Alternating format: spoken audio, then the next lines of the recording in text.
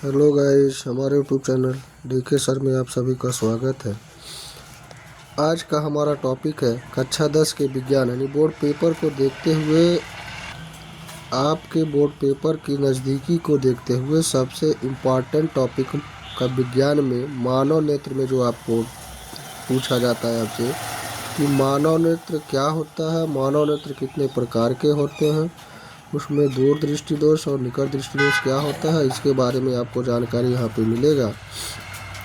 तो विज्ञान कक्षा 10 के विज्ञान में मानव नेत्र में आपको पता चलेगा। आप देखेंगे यहाँ पे कि मानव नेत्र जो होता है, मानव नेत्र में जो दोष होते हैं दृष्टि दोष, वह दो प्रकार के होते हैं। क्या होते हैं? दो प्रकार के होते हैं मानव नेत्र का दृष्टि दोष।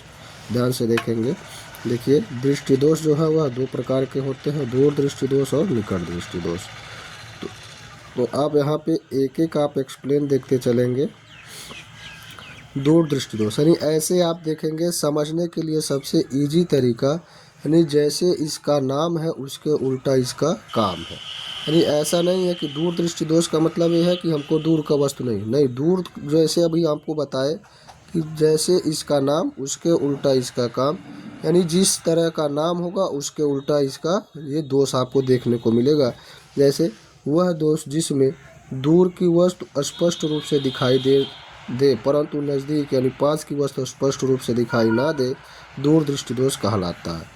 मतलब क्या है कि आप समझेंगे, यानी इसमें जो यानी दूर दृष्टि दोष नाम है, लेकिन इसमें दूर दृष्टि दोष में दूर की वस्तु साफ दिखाई दे रही है और नज़दीक की वस्तु साफ नहीं दिखाई देती है, उसको हम दृष्टि दोष के नाम दूर दृष्टि दोष के नाम से जानते हैं। मेरे बच्चों देखिए, यहाँ पे आपको फिगर दे करके बताया गया है। फिगर के हिसाब से यानी इस दोष में जो व्यक्ति होते हैं उनकी जो निकटतम बिंदु होती है, यानी दूर दृष्टि दोष में जो पीड़ित व्यक्ति होते हैं उनकी निकटतम बिंदु, यानी ऐसे सामान्य अगर माना जाए निकटतम बिंदु 25 सेंटीमीटर होता है, लेकिन दूर दृष्टि दोष से पीड़ित व्यक्तियों का जो निकटतम बिंदु होता है वह 25 सेंटीमीटर से क्या होता है, अधिक दूर हो जाता है। इसलिए उनको क्या होता है, नज़दीक की वस्तु साफ नहीं दिखाई देती है। अब देखते हैं कि दूर दृष्टि दोष होने का कारण क्या होता है। तो दूर दृष्टि दोष होने का जो मुख्य कारण है वह आपके दो मुख्य कारण हैं, जिसमें पहला जो होता है कि नेत्र की जो मांसपेशियां होती हैं वह क्या होती हैं, क्षीण हो जाती हैं और उनका गोलक क्या होता है, छोटा हो जाता है।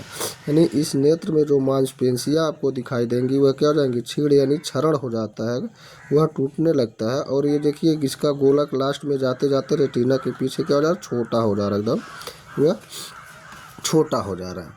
यानी उसकी जो नेत्र गोलक है वह क्या हो जाता है, छोटा हो जाने की वजह से नज़दीक की वस्तु साफ नहीं दिखाई देती है।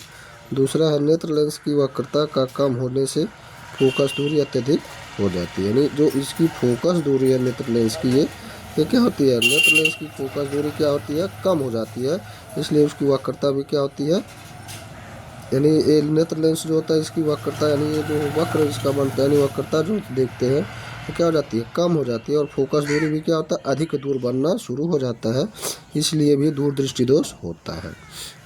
अब देखते हैं दूर दृष्टि दोष जो होता है इसका निवारण कैसे होता है।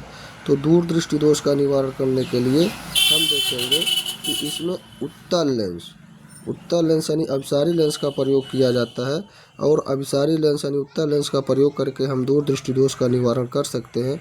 एक ट्रिक आप जान लीजिए इसमें, यानी किस दोष में कौन सा लेंस लगेगा, तो आप एक ट्रिक जान लीजिए, यानी जिस लेंस में U की मात्रा लगा हो, जिस लेंस में U की मात्रा लगा हो और जिस दूरी में यानी जिस दोष में U की मात्रा लगा हो उसको U से अटैच कर दीजिए, यानी जोड़ दीजिए। तो देखिए दूर दृष्टि दोष दूर में का है, दूर में U की मात्रा लगा है और उत्तल लेंस U से शुरू होता है, तो इसको दोनों ये क्या है, ट्रिक आप लोग बना लीजिए कि U से शुरू होने वाले दोष में U से शुरू होने वाले लेंस का प्रयोग किया जाएगा। तो दूर में U लगता है, U से शुरू हो रहा है यानी U की मात्रा से, इसलिए उत्तल लेंस का प्रयोग करके हम दूर दृष्टि दोष का निवारण कर सकते हैं। तो गाइज हमारे चैनल को लाइक करें, शेयर करें और सब्सक्राइब करना ना भूलें, ताकि इस तरह के सभी वीडियो आपके पास आसानी से मिलता रहे।